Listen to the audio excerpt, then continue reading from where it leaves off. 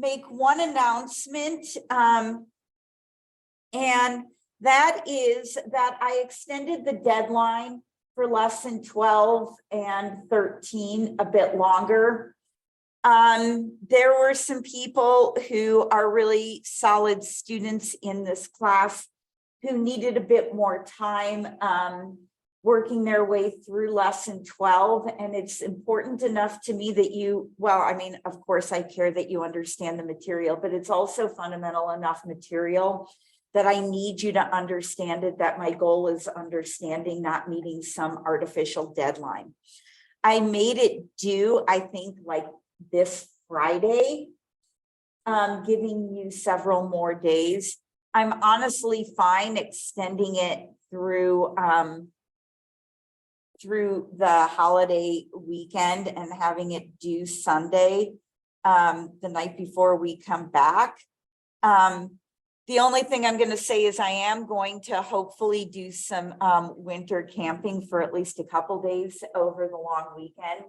And so I might not be able to answer questions that you send me on My Open Math, but if anybody feels strongly about me keeping those sections open until Sunday before we get back, all you have to do is say the word and I'll do it. But I just need somebody to say the word. What I do want to say, because there were some repeated questions that people had, and I want to recognize these questions. I mean, I've answered them individually, but when people are asking very similar questions, that kind of alerts me that I need to state things more broadly. So first off, if there's anyone who wants me to extend those homeworks through Sunday, I'm happy to do it. You just need to either chat it or those of you in here say the word. Okay, so someone in here, my friend, said it would be nice, and I can be nice sometimes. Okay, right. So I wanna do just a couple things out of lesson 12 to hopefully clarify things. Okay. So when we have the equation of a line, this is our slope and this is our y-intercept. Okay. Our y-intercept is always of the form 0, comma, whatever. By definition, your y-intercept is one specific ordered pair. It is the value of y when x is equal to 0. Okay. Nothing else can go in for your y-intercept if this value here is not 0. Okay. So on a line, I mean, here I'll just draw some generic line. This is my y-intercept. This is my value of b. It's precisely where it touches or crosses your vertical axis. Okay. Your slope is measuring your rise over run. Notice there's infinitely many points on a line. So there's infinitely many values of x and y that live on this line. It's your m and your b that are fixed and that which make your line unique. Okay, so for example, if I have y equals, I don't know, negative 2/3 x plus 1. Notice in my equation of a line, I always have an x and a y value. Okay, any line, when you have the equation, has to have an x and a y. This is what your equation of a line should look like. If I wanted to graph this line, which we did do, again, we always start here. What that 0.1 tells us is that's where it crosses my y-axis. From there, I can use the notion of my slope being rise over run to then graph this line. And what this says is from here, I'd go down 2 and then over 3. and then play connect the dots. Okay, I mean, there's infinitely many points that live on this line, not just 0, 1, but I mean, I can plug in and say, well, when X is equal to 3, I claim -1 lives on that line. I claim when X is equal to -3, this ordered pair lives on that line. Okay, you can find infinitely many points that live on the line just by taking some random X value. Notice I took 3s just to get rid of fractions and plugging them in for X and seeing what comes out for Y. Does that make sense so far? Are there questions how I got these corresponding Y values? It was just plugging in X equals 3, that cancels it out, and -2 plus 1 is -1. Now, when you're wanting to find the equation of a line, say that has a slope of -3 that passes through, doesn't matter, -110, this does not have any effect on your equation of the line. What I noticed is a lot of people in their solutions, once I started poking around in the lesson 12 of My Open Math, is that people would put like Y equals -3x plus 10. No, don't. Or they would put 10 is equal to -3 times -1 plus some other number.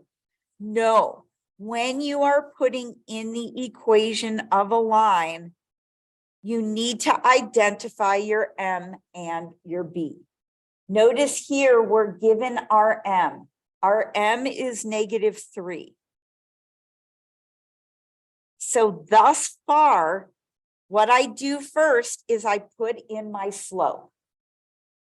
Okay, notice I still have the B value, but knowing an ordered pair that passes through, that lives on this line, enables me to find this value of B. In other words, what you do with the ordered pair that's given is you plug it in for X and you plug it in for Y, because that will enable us to solve for B. Fern? Yeah. What I think is throwing me off a little bit is when it says passing through, is that just another way of saying that is the intercept? Those No, that is just, thank you for asking, Sally. That is just one random point that this passes through. It's not the intercept, because it's the intercept only if your X value is 0. Okay. This is just some other ordered pair that lives on that line. Okay. So from there, and Sally, you are so awesome for asking this question. My goodness. So from here, what you would do is plug in that corresponding X and Y value. And then say, well, -3 times -1 is 3. In order to solve for B, we would subtract 3 from both sides. So actually my y-intercept is 7. Now that I found that, the equation of my line is -3x plus 7. They could have told me other points that this passes through. I mean, they could have told me that, oh, it also passes through 2, 1. And I could have used the ordered pair 2, 1 to plug in to get B. This is just some other XY value that you're given in order to help us find B. Do you want me to do another one like that? Yes, please. Okay. So for example, suppose we say that the slope of this line is I don't know, Sally, what's your favorite number? 4. 4. Okay, so suppose we have a line with a slope of 4. And we know that line also passes through the ordered pair. Let's just make it chill. 1, 5. Okay, we're not given the intercept here. Okay, we only are given the intercept if this is a value of 0.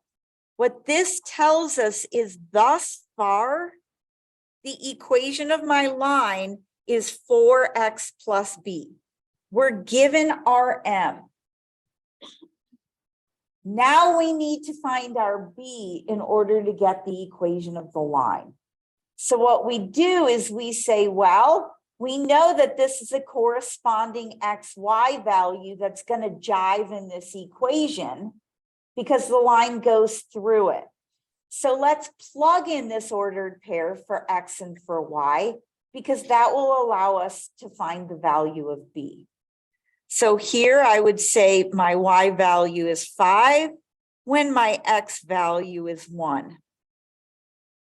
So I have 5 is 4 plus b.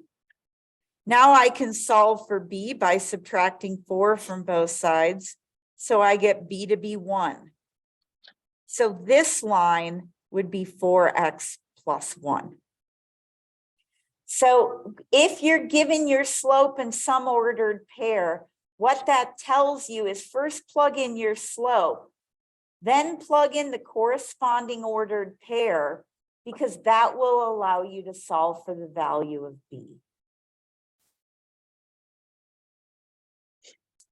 Now, what if I tell you to find the equation of a line that passes through these points?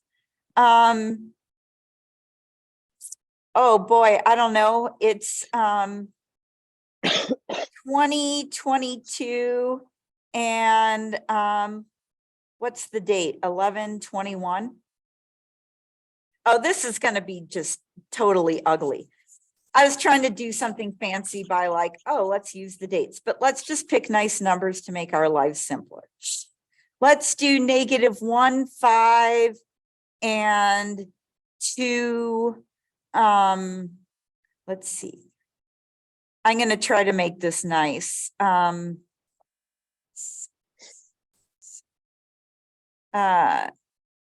214. Okay. What if I wanted us to find the equation of the line that passes through these 2 points? Notice now we're not given M, nor are we given B. Okay, but given 2 ordered pairs, what can we find?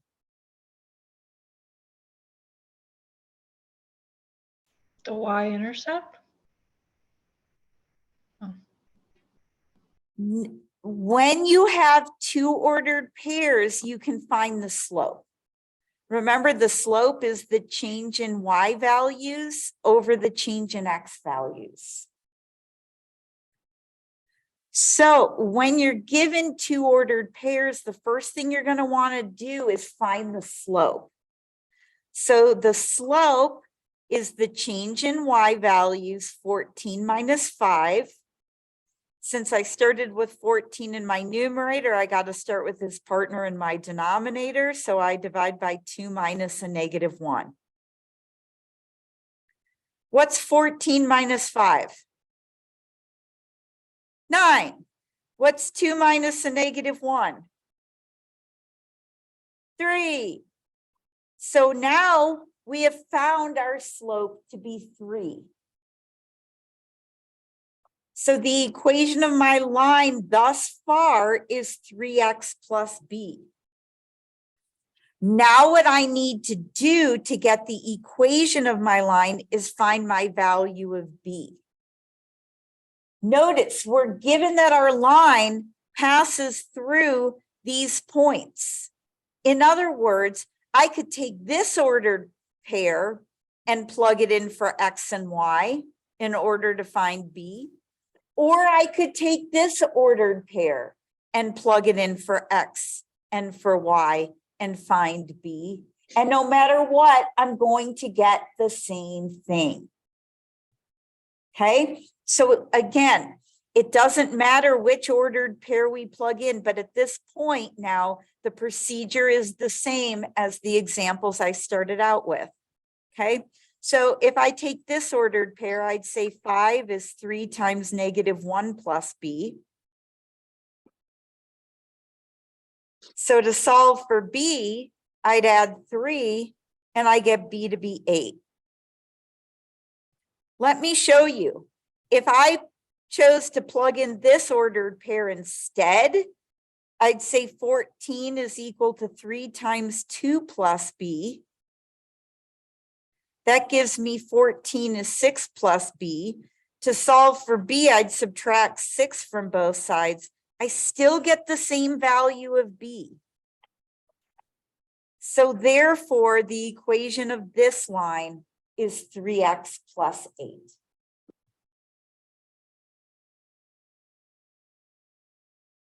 So for anyone who's struggling in this section, it is my very, very, very strong recommendation that you go to the box folder and look at the videos and the recordings from lesson 12. I'm happy to extend this through the holiday weekend for everybody. And I want you to take your time and work through those videos. Was this helpful? Yes, thank you. Oh my gosh, no, thank you. I mean, there were many people who were emailing me last night, and your understanding is what matters to me. Yeah.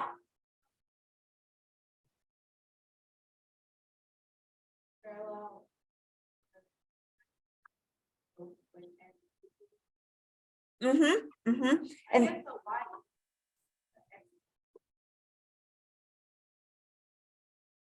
okay. Well, let me talk about this. Here's a vertical line. I claim the equation of this line is x equals 2. Okay. Notice this is where x equals 2. And do you agree that no matter where I am on this line, I mean, they have different y values, but no matter what, I'm not moving to the left, nor am I'm not moving to the left, nor am I moving to the right. So x is constantly 2. That's why the equation of a vertical line is defined that way. So suppose I have the line x equals 2, and I want to find the equation of a line parallel to it that passes through 1, 7. Okay, well, let's look at this. If I want to find the equation of a line parallel to this, won't it also be a vertical line? And it passes through 1, 7, which is like right there. So if I draw that vertical line, that's just going to be x equals 1, because no matter where I am on this line, x is constantly 1. Now, if I want to find the equation of the line perpendicular to it that passes through 1, 7, here's my line. Well, what kind of line is perpendicular to a vertical line? Isn't it a horizontal line? And if I draw, suppose that's 7, if I draw the line that's perpendicular to it that passes through 1, 7, isn't this just y equals constantly 7? Yeah. Yeah.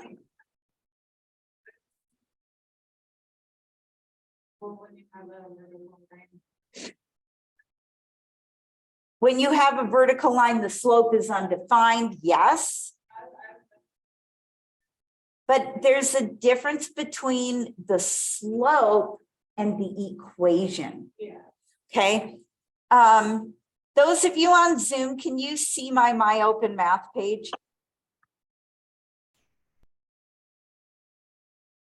Yes. Okay, cool. Thank you for answering.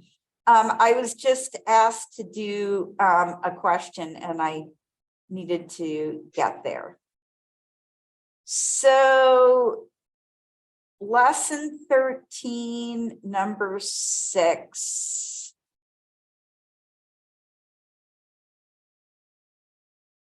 Okay. So my numbers might be different than yours, but it's all about the vibe. Okay, it's going to be about the same. So what we have is that a company produces very unusual CDs.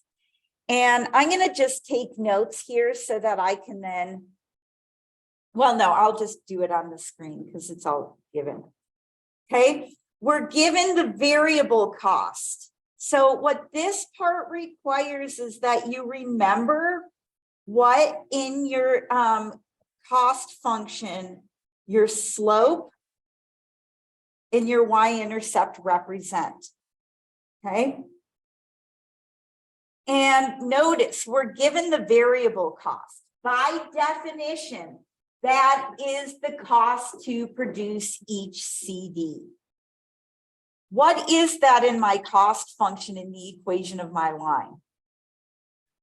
It's your M value. Good. What does B represent? That represents your fixed costs. Remember, your B value is your y-intercept. By definition, it's the cost when X is 0. So notice we're given both our M and our B. So what I'll say is our cost, I'm just going to type it in, I hate how they write it, is 18X plus 35,000. Holy mackerel, that's huge fixed cost. Okay, so again, when we produce no CDs, it's still going to cost us $35,000 for Lord knows what. That's a little crazy. All right. Now, with our revenue function, that's the amount of money we make. Okay. Well, recall that our revenue function is R is equal to P times X. It's the price we charge per item times the number of items sold. How much do we charge for each of these CDs? $91. Oops, let me get out of there. We charge $91. So I claim our total revenue is going to be 91X. Again, we still have these variables left in here because now we can say, oh, if we sell one CD, we're going to make $91. If we sell 10 CDs, we're going to make $910 just by plugging in that value of X. All right, how do we find our profit function? Good, our profit is equal to, well, take all the money you make and subtract off all your costs and hope for a positive number. Okay, well, what is our revenue? Our revenue function is 91X. And you may or may not recall, this should be in your notes.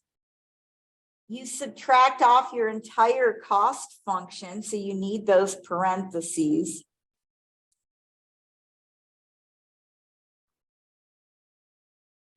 And that's your revenue function. Now, I always simplify it just because it's the nature of my personality. So what I would do is just take 91 minus 18. And I would say then that my profit function is 73x minus the 35,000. And then to find the break even point, what do you do to your profit function? You set your profit equal to 0. Good. Okay, so what we would do is take this equation. Breaking even means we don't gain, we don't lose, we have 0 profit. So what we do is we take this equation, we set it equal to 0 and solve. Riley, does that help?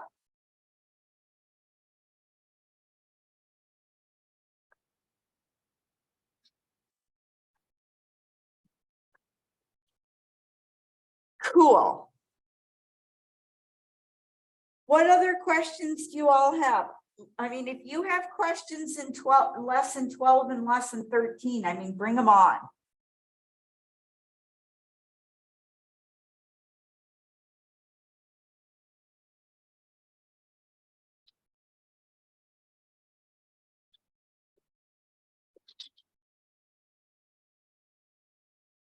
All right, well, I will write myself a note, because if I don't, I totally won't remember to extend the online homework through Sunday.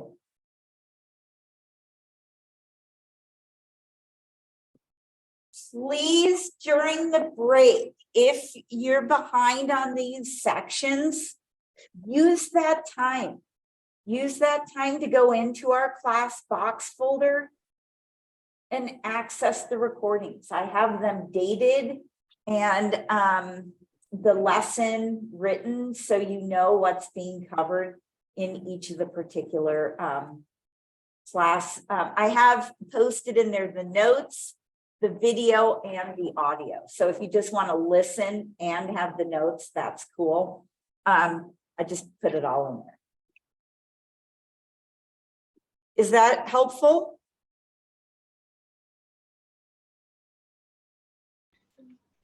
Fern, is there a way we can visualize that rule that you mentioned with the mx plus b to where when the x is 0? The way that I would visualize it is it's anywhere on your y-axis, right? And intercepts in math are something, Sally, that are hugely important. We use them a heck of a lot with various functions. But your intercept, that b value, is whatever the point is on your y-axis that your line passes through. Okay, because look at it this way. Do you agree that no matter where I am on my y-axis, x is always 0? Yes. Okay. So if I plug in x equals 0 here,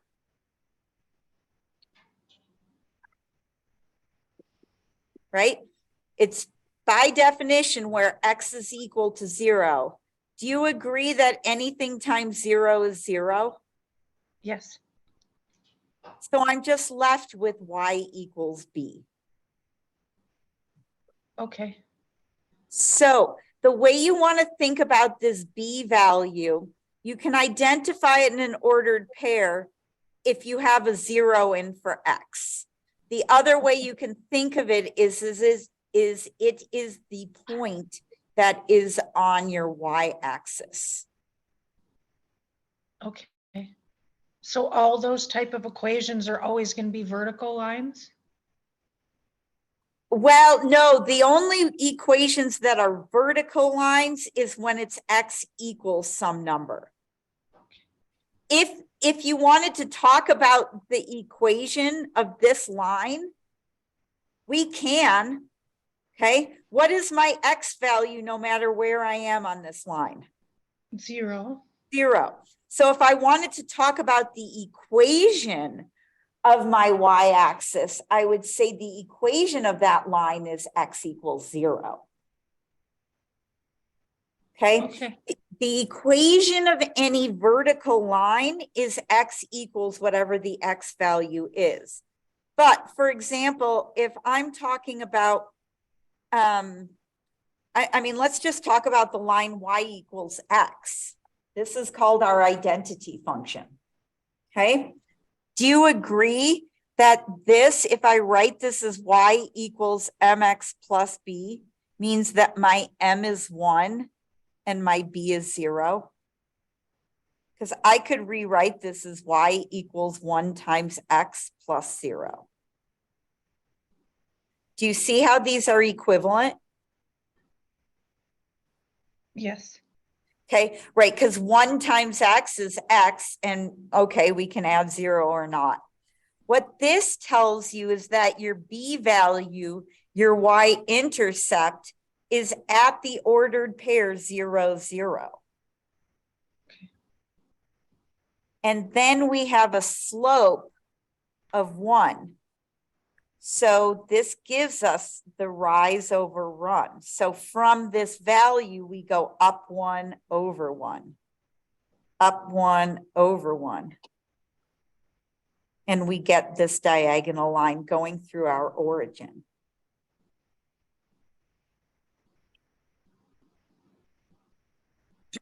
So only equations of the form x equals are vertical lines. And again, you know that they're vertical lines because you have an undefined slope. I mean, we can talk about what is the equation of our x-axis. Well, isn't our x-axis a horizontal line? Mhm. And what is my y value on this horizontal line? It's at 0. So the equation of my x-axis is y equals 0. Again, my x values take on infinitely many points because I'm cruising along my x-axis, but I haven't gone up nor have I gone down, which is y is constantly 0. Just like this would be y equals 1, etc.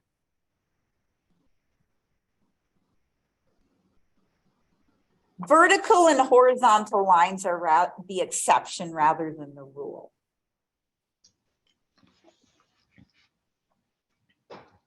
Are there any other clarification questions that I can answer?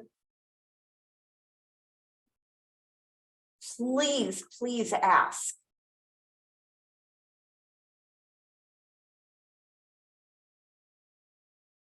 Well, if any come up as the weekend proceeds, of course, just message me on my open math.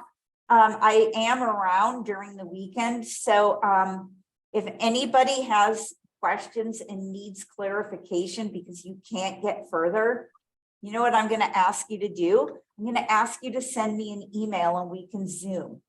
Okay, I'm happy to Zoom with you over the weekend and answer anything or clarify anything. Okay.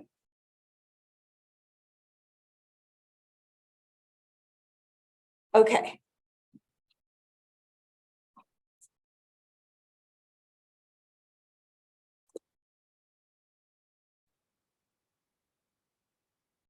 All right. Well, should we play with a few more things that we did yesterday?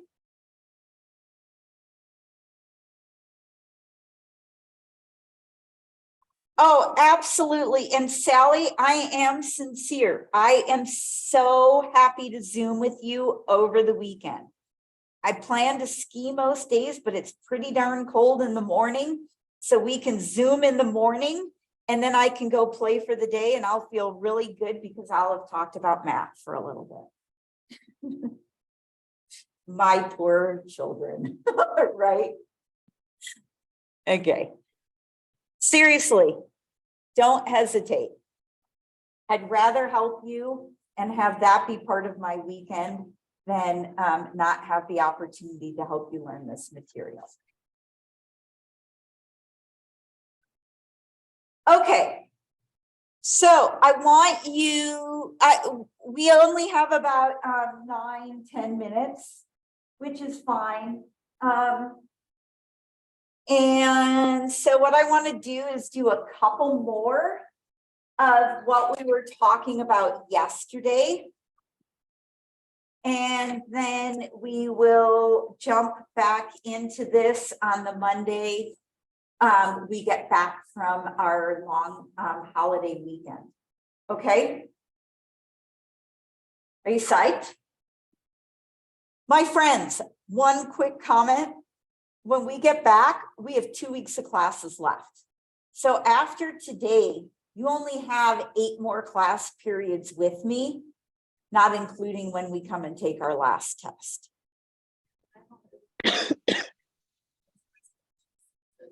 And your last test is during finals week, but it is not cumulative. It is just everything since the last test. So it's only linear math. This last test will not have any probability or statistics. Is it gonna be like full 2 hours or is it like the last?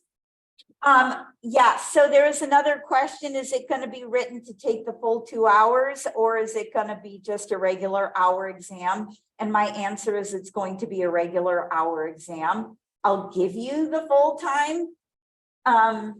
But I'm writing it to be the length that our other tests were.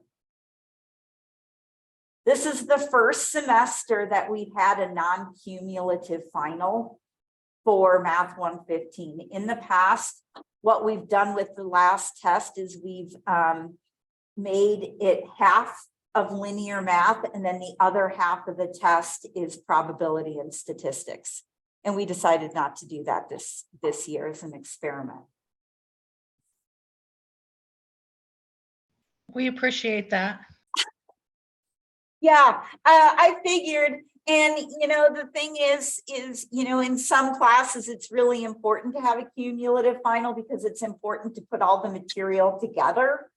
But in this class, we're doing 2 such divergent topics seemingly that this makes a lot more sense. So, all right, let's at least do a couple of examples, even if it's just one. Okay. So if you have your notes from yesterday, that will be helpful. I don't want to rewrite all the steps, but recall that we were solving systems of equations. In other words, we want to find the value of X and Y that I can plug in each of these lines that satisfies both of them at the same time. Okay. In other words, I want to find an ordered pair that I can plug in here and in here where I'm going to maintain equality. Okay. Well, this one is different than the ones that we did yesterday, because the ones we did yesterday were actually pretty sweet in the sense that we already had additive inverses.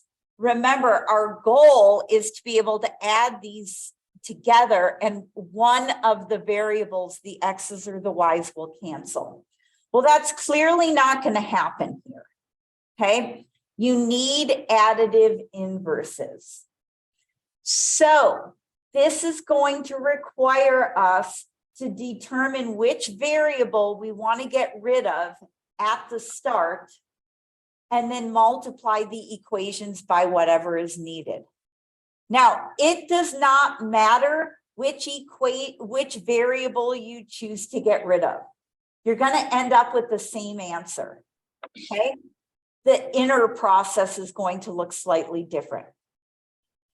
My choice here would be to get rid of my X's, only because I see that it will involve a little bit less work. And that is my MO when possible. Okay. If I wanted to get rid of my Y's, what I would ask myself is, what do both 3 and 5 go into? And the way you know is just multiply them together. Don't they both go into 15? So do you agree if I had a positive 15 in one place and a negative 15 in the other place, they would cancel out? Because 15 and negative 15 are additive inverses. Why would I choose to get rid of my x's? Because I see 2 and 4 and they both go into 4. So I already have a 4 here.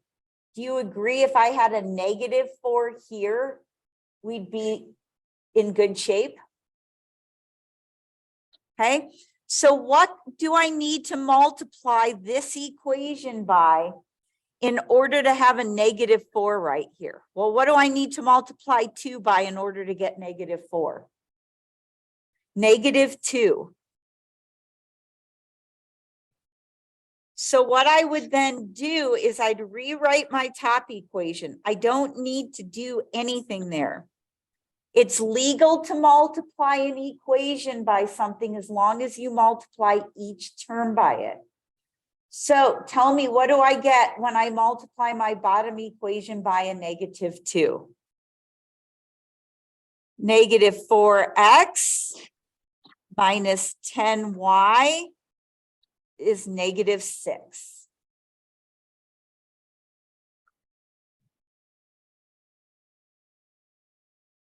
Now I can add these up. What is 4x and negative 4x? They cancel out. That was the point. What is 3y and negative 10y? That's negative 7y. And what is negative 1 plus negative 6? Negative 7. If there's a question, please ask me. Well, can I solve for y now? You bet. In order to get y alone, I need to undo my multiplication. You undo your multiplication by division, and we're going to get y to be 1. Am I done? No, I have my y value, but I need to find the corresponding x value. So what you do is you take this value, and I always plug it in either one of the original equations I'm given. You can plug it in the modified one, but your numbers are only going to be bigger, and why deal with bigger numbers? So what I'm going to do is I'm going to plug it in my top equation for no good reason. Okay, if I plug in y equals 1 here, I'm going to have 4x plus 3 times 1 is negative 1. Well, order of operations, say multiply. And now if I want to solve for x, the first thing I need to do is move this 3 over. How do you move a positive 3 over that you're adding? You subtract it from both sides. So I'm going to get 4x is negative 4. And now to get x alone, to undo multiplying by 4, I'm going to divide by 4. And negative 4 divided by positive 4 is negative 1.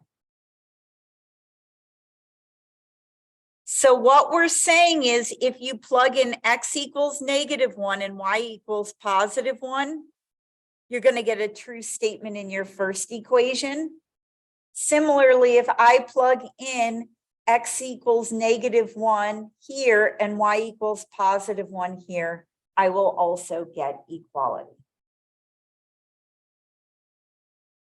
I have several more that I'm going to play with when we get back on Monday. I'm going to do examples where you have to multiply both of your equations, and then we'll take it from there. But this is a good place to leave for break. I hope you all have a wonderful, wonderful long weekend. Be safe, and I will see you next Monday.